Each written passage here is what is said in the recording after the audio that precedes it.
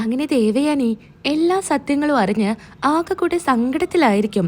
അങ്ങനെ ദേവയാനി ഇരുന്ന് സങ്കടപ്പെടുമായിരിക്കും. കരഞ്ഞുകൊണ്ടിരിക്കുന്ന ദേവയാനിയുടെ അടുത്തോട്ട് നമ്മുടെ ജയൻ വരുന്നുണ്ട്. ജയൻ ഇത് കാണുമ്പോൾ ഒരുപാട് വിഷമം തോന്നാണ്. എന്തിനാ ദേവയാനി നീ കരയുന്നേ? അതെനിക്കറിയാം എന്തിനാണെന്ന്. നീ എന്തെങ്കിലും ആഗ്രഹിച്ചാൽ അത് നടത്തിയെടുക്കണം. അതിനി ഏത് വിധേനയാണെങ്കിലും. അത് നിന്റെ അച്ഛനും അമ്മയും എന്നോട് പറഞ്ഞിട്ടുണ്ട്. നിന്റെ അതേ സ്വഭാവത്തിനോട് യോജിച്ച് തന്നെയാ ഞാൻ ഇത്രയും കാലം നിന്റെ കൂടെ ജീവിച്ചത്. എന്നാ നീ ഇപ്പം കരയെന്ന് കാണുമ്പോൾ എനിക്ക് ഒരുപാട് സങ്കടമാവുന്നുണ്ട്. എനിക്ക് മനസ്സിലായി ലിവർ തന്ന പെൺകുട്ടിയെ കാണാൻ സാധിക്കാത്തതിൻ്റെ വിഷമമാണെന്ന്. എന്തായാലും ആ പെൺകുട്ടിയെ ഞാൻ നിനക്ക് കാണിച്ചു തരും. വേണ്ട ചേട്ടാ, എനിക്കിനി ആ പെൺകുട്ടിയെ കാണണ്ട. ഇനി ഞാൻ നിങ്ങളോട് ആരോടും ആ പെൺകുട്ടിയെ കാണണമെന്നും പറഞ്ഞ് വാശി പിടിക്കില്ല. എനിക്കിനി അങ്ങനെ ഒരു ആഗ്രഹമില്ല. എൻ്റെ വിഷമം അതൊന്നുമല്ല, ആദർശനെ ഓർത്താ. ആദർശിൻ്റെ മനസ്സ് അത് ഒരുപാട് വേദനിക്കുന്നുണ്ട്.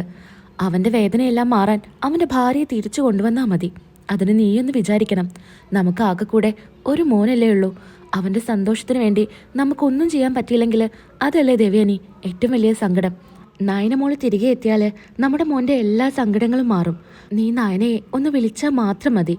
അവളെ ആദർശ് പോയി കൊണ്ടുവരികയോ അല്ലെങ്കിൽ അവളെ അച്ഛനും അമ്മയും ഇവിടെ കൊണ്ടാക്കുകയോ ചെയ്യും.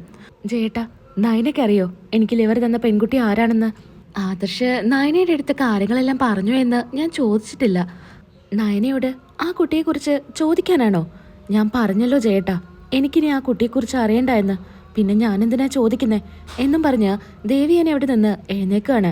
ദേവിയനി, നീ ഒരു കാര്യം മനസ്സിലാക്ക്. ആ കുട്ടിക്ക് ആരെയും കാണാൻ ആഗ്രഹമില്ലെങ്കിൽ എന്തിനാ ദേവിയനി ആ കുട്ടിയെ അന്വേഷിക്കുന്നേ? നീ അത് വിട്ടേക്ക്. ആ കുട്ടി ആകെ കൂടെ ഒരാഗ്രഹം മാത്രമേ പറഞ്ഞിട്ടുള്ളൂ. ആ കുട്ടിയുടെ ഡീറ്റെയിൽസ് ആർക്കും കൊടുക്കരുതെന്ന്. അത് നമ്മളായിട്ട് ചെയ്യുന്നതല്ലേ നല്ലത് എന്നൊക്കെ പറയുമ്പോൾ ദേവിയാനിയുടെ കണ്ണ് നിറഞ്ഞൊഴുകുന്നുണ്ടായിരിക്കും. പിന്നീട് കാണിക്കുന്നത് മുത്തശ്ശനെയും മുത്തശ്ശിയെയും ആയിരിക്കും. അങ്ങോട്ടേക്ക് അനി വരുന്നുണ്ട്.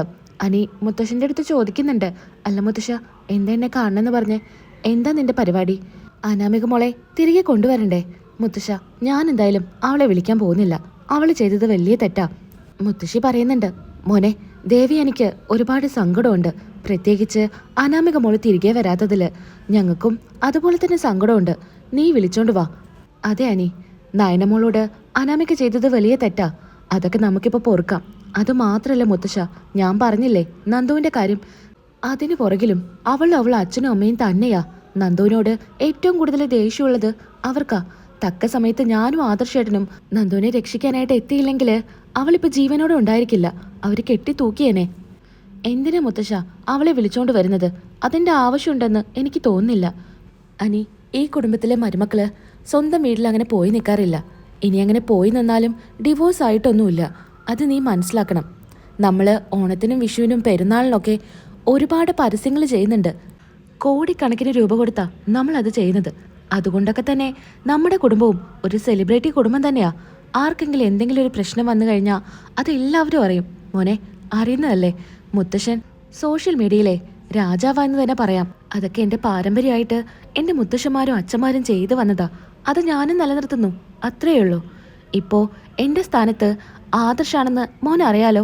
ഇനി നാളെ 2-3 ബ്രാഞ്ച് നിന്നെ ഏൽപ്പിച്ചിട്ടുണ്ട്. നീയും വലിയ നിലയിലെത്തും. അപ്പോൾ നിന്നെക്കുറിച്ച് മറ്റുള്ളവർ പറയാ കല്യാണം കഴിച്ചു കൊണ്ടുവന്ന ഭാര്യയെ ഉപേക്ഷിച്ചു എന്നാ. അങ്ങനൊരു വാർത്ത മോൻ കേൾക്കണോ? ഭാര്യയെ ഉപേക്ഷിച്ച ഭർത്താക്കന്മാർക്ക് സമൂഹത്തിലെ 0 വിലയാ. അല്ലെങ്കിൽ പിന്നെ കല്യാണം കഴിക്കരുത്. കല്യാണം കഴിച്ചു കഴിഞ്ഞാൽ ഭാര്യയെയും കുടുംബത്തെയും നോക്കണം. അതിത്തിരി പാടുപെട്ട പണി തന്നെയാ. അതൊക്കെ തരണം ചെയ്തിട്ടാ ഓരോ കുടുംബവും മുന്നോട്ട് പോകുന്നത്. എന്താ മുത്തശ്ശ ഇപ്പം പറഞ്ഞു വരുന്നേ? ഞാൻ എന്താ ചെയ്യണ്ടേ? മോനൊരു കാര്യം ചെയ്യുക, അനാമികയെ പോയി വിളിച്ചിട്ട് വാ. എൻ്റെ ഇഷ്ടത്തിനല്ല ഞാൻ പോകുന്നത്. മുത്തശ്ശൻ പറഞ്ഞ കാരണം ഞാൻ അവളെ വിളിച്ചോണ്ട് വരാം എന്നും പറഞ്ഞ് അനി അവിടെ നിന്ന് പോവാ. എന്നാ മുത്തശ്ശൻ്റെ അടുത്ത് പറയുന്നുണ്ട്, എന്തായാലും ഇനി ഇങ്ങോട്ട് വന്നാലും ഓരോരോ പ്രശ്നങ്ങൾ പറഞ്ഞ് ആ കുട്ടി തന്നെ തിരികെ പോവും. അല്ലെങ്കിലും അവളുടെ സ്വഭാവം അത്ര നല്ലതൊന്നുമല്ല. അവളുടെ അച്ഛനും അമ്മയൊക്കെ എന്തൊക്കെയോ മറച്ചു വെക്കുന്നുണ്ട്. എനിക്ക് സമ്മാനമായിട്ട് അന്ന് വേണു ഒരു കാറ് കൊടുത്തില്ലേ? ഞാനപ്പോൾ പറഞ്ഞത് ആ കാറ് നിങ്ങളുടെ വീട്ടിൽ തന്നെ ഇട്ടാൽ മതിയെന്നാ. എന്നാ അനി എൻ്റെ അടുത്ത് പറഞ്ഞത് ഇപ്പം ആ കാർ ആ വീട്ടിലില്ല എന്നാ. എന്തൊക്കെയോ മറക്കുന്നുണ്ട്. ഇനി ഇതൊക്കെ നമ്മൾ പറഞ്ഞു കഴിഞ്ഞാൽ ഇപ്പോൾ ഉള്ള സ്നേഹം പോലും അനാമികയോട് എനിക്ക് തോന്നില്ല. ഒക്കെ ക്ഷമിക്കുന്നതാ നല്ലതെന്ന് മുത്തശ്ശിയും പറയുന്നു. പിന്നീട് കാണിക്കുന്നത് അനാമികയെ വിളിക്കാനായിട്ട് അനി പോകുന്നതാണ്. അനിയെ കാണുന്ന രേവതി പറയുന്നുണ്ട്, അനിയാണല്ലോ, അങ്ങനെ വേണുവേട്ടനെ വിളിക്കുക. വേണുവേട്ടനും വരുന്നുണ്ട്. അങ്ങനെ വേണു ആ ഇതെന്റെ മരുമകനാണല്ലോ, എന്താ വഴിമാറി വന്നതാണോ എന്നൊക്കെ ചോദിക്കുകയാണ്. അവളെവിടെ? അവളുള്ളില്ല. മോനെ, എന്റെ മോളെ ഞാനേ തല്ലി നോവിച്ചിട്ടില്ല. ചെറുതായി കയ്യിൽ പോലും ഞങ്ങളെന്ന് അടിച്ചിട്ടില്ല. അതിന്റെ കുറവ് നല്ല പോലെയുണ്ട്. നിങ്ങളെ അടിച്ചു വളർത്താത്തതിന്റെ എല്ലാ കുറവും നിങ്ങളുടെ മകൾക്കുണ്ട്. മുത്തശ്ശനും മുത്തശ്ശിയും വല്യമ്മയും പറഞ്ഞ കാരണ ഞാൻ ഇവളെ കൂട്ടാനായിട്ട് ഇങ്ങോട്ട് വന്നത്. അപ്പോ നിന്റെ ഇഷ്ടത്തിനല്ല നീ ഇങ്ങോട്ട് വന്നത് അല്ലേ? എന്റെ ഇഷ്ടത്തിന് വരാന് എന്ത് മഹാകാര്യം ചെയ്തിട്ടാ ഇവളിവിടെ വന്ന് നിൽക്കുന്നേ?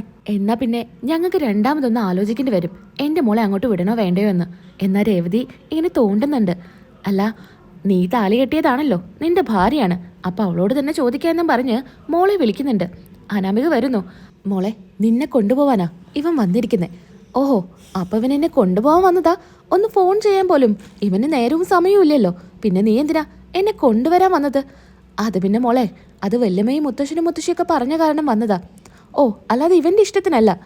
ഞാൻ നിങ്ങളോട് തർക്കിക്കാനല്ല വന്നത്. നീ എന്റെ കൂടെ വരുന്നുണ്ടെങ്കിൽ ഇപ്പൊ എന്റെ കൂടെ വരാം. അച്ഛന്റെ മുഖത്തോട്ട് ഇങ്ങനെ നോക്കുന്നുണ്ട് അനാമിക. ഇങ്ങനെ കണ്ണുകൊണ്ട് കാണിക്കുമ്പോ ഞാൻ വരാം. നിന്നെ ഓർത്തല്ല, വല്യമ്മയെ ഓർത്ത്. വല്യമ്മയോടെ എനിക്ക് അത്രയും സ്നേഹ, അതുകൊണ്ട് മാത്രം. അത് മോളെ, മോള് തിരികെ പോണം എന്ന് രേവതി പറയാണ്. മോള് പോയിട്ട് വേഗം റെഡിയാവെന്നും പറഞ്ഞ് രേവതിയും കൂടെ പോകുന്നുണ്ട്. എന്നാ പറയുന്നുണ്ട് വേണു, നീ എന്തായാലും എന്റെ മോളെ പൊന്നുപോലെ നോക്കിയില്ലെങ്കിലും പൊന്നുരുക്കി മേലൊഴിക്കരുത്. അതൊക്കെ നിങ്ങളുടെ മോളുടെ കയ്യിലിരിപ്പ് പോലെ ഇരിക്കും എന്നൊക്കെ അനി പറയുന്നു.